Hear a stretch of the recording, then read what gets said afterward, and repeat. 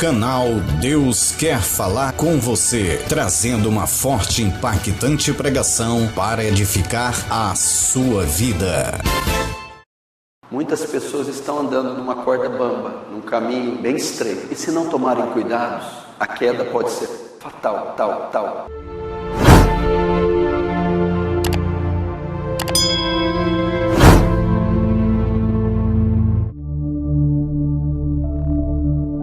Eu quero alertar alguns irmãos sobre o perigo da queda que leva à morte.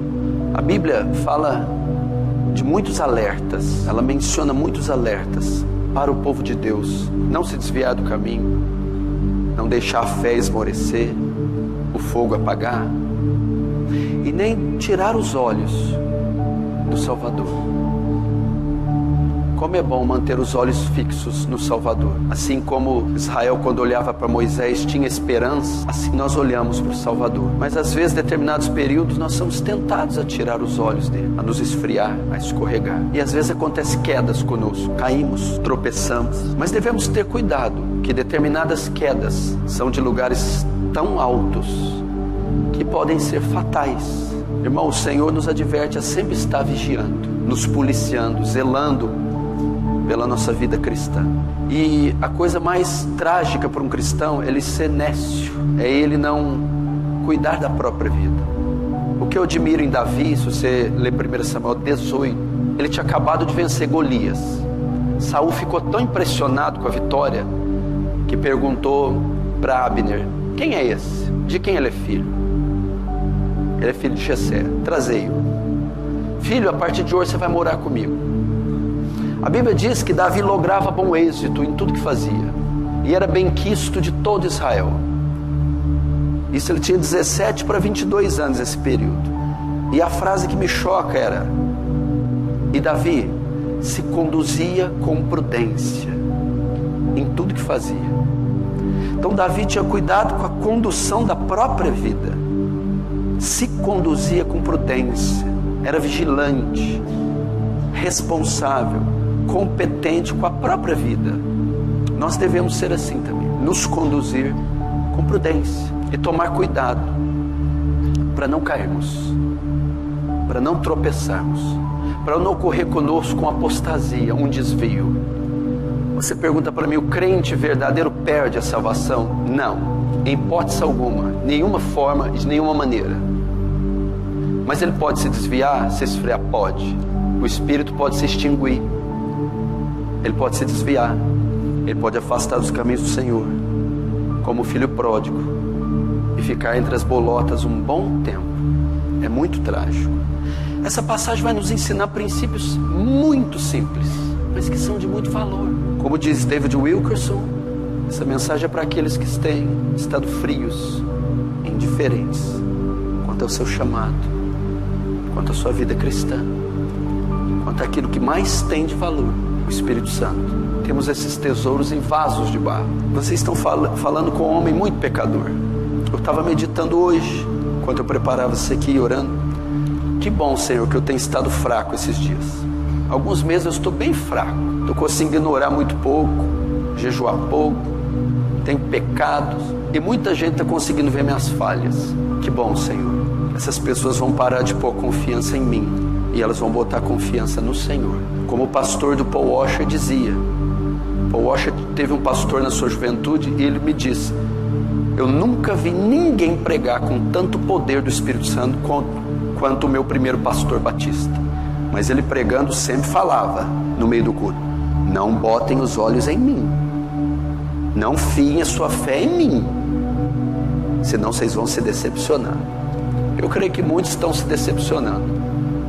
Graças a Deus.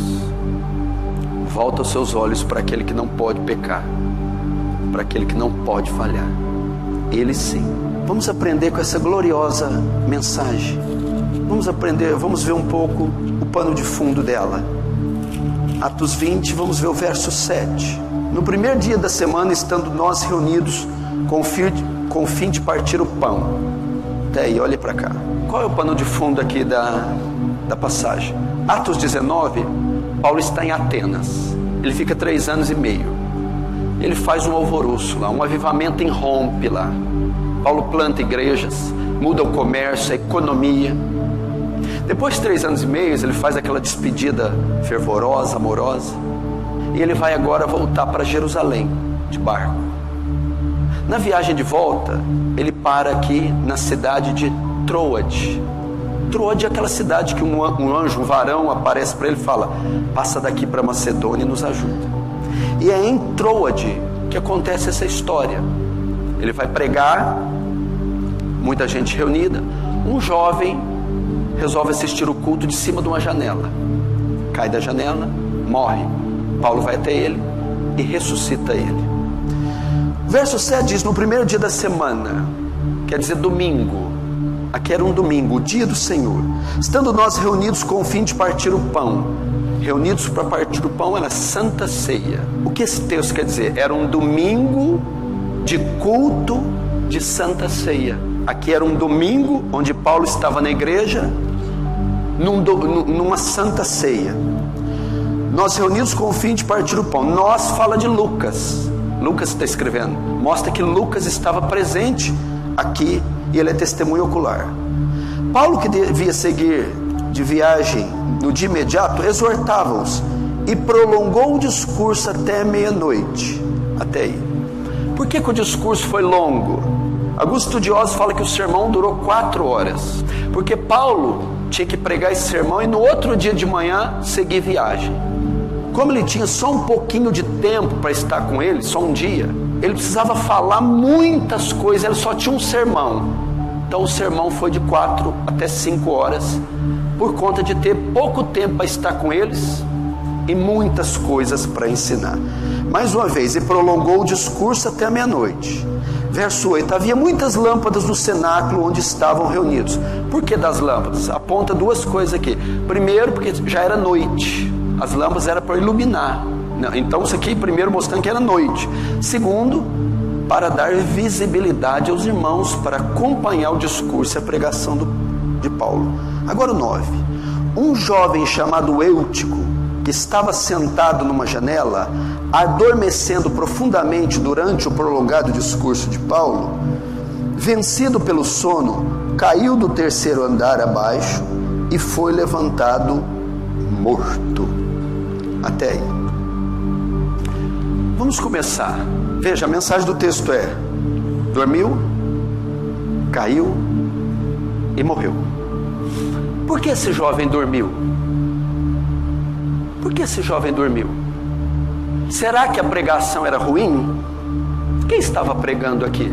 Qual foi o motivo que levou ele a dormir? Uma pregação entediante? Quem estava pregando aqui? Algum pastor que não tem renome? Não. Quem pregou aqui deveria ser o maior pregador de todos os tempos, só ficando abaixo do Sermão do Monte, Jesus. Era o apóstolo Paulo. Atos 19 diz que ele ficou na escola de Tirano pregando 4 horas por dia, todos os dias, durante 2 anos. E toda a Ásia vinha ouvir Paulo pregar 4 horas, todos os dias. Os epicureus estoicos no Areópago, a pregação de Paulo era estupenda, fenomenal. Não foi esse o motivo de ele ter dormido. O que levou ele a dormir? Será que a pregação foi seca? Não. Paulo era um homem cheio do Espírito Santo. A pregação foi viva, poderosa, vigorosa. Qual foi a causa, então, que fez esse homem dormir? Note, ele está dentro da igreja. Ele está em um culto de domingo. É um culto de Santa Ceia. Quem está expondo a palavra é o apóstolo Paulo. Mas ele conseguiu dormir. Primeira coisa que eu aprendo aqui: mesmo nós temos uma igreja avivada, bíblica, onde o Espírito Santo assiste regularmente, onde há um pregador consagrado e fiel às Escrituras, pode haver sono, pode haver gente se perdendo, pode haver gente condenada, pode haver gente que cai. Vai ler Hebreus 10. O que tem em Hebreus 10? É uma narrativa toda voltada para Israel. Para quê? Para servir de exemplo. Eles não entraram no repouso. Não, o que o senhor está querendo dizer? Você tem visto todos esses anos tanta gente dormir, cair e morrer. São quedas tão grandes que a morte é inevitável. Por que ele morreu? Primeiro, por causa do sono. O Espírito Santo foi se extinguindo por conta do coração dividido. Segundo, por causa da queda. Não conseguem se sustentar. Aqueles que estão andando em atalhos vão cair. E por que morreu? Romanos 8:6. Porque a inclinação da carne é morte. A pessoa que está dormindo, que dorme e cai, morre espiritualmente. E por que tudo isso aconteceu? Presta atenção. Porque estes são os adoradores da janela. São os adoradores da janela. Eles não querem abrir mão do que tem lá fora. Eles querem adorar Deus e o mundo. A consequência disso é morte espiritual. Saia da janela enquanto é tempo.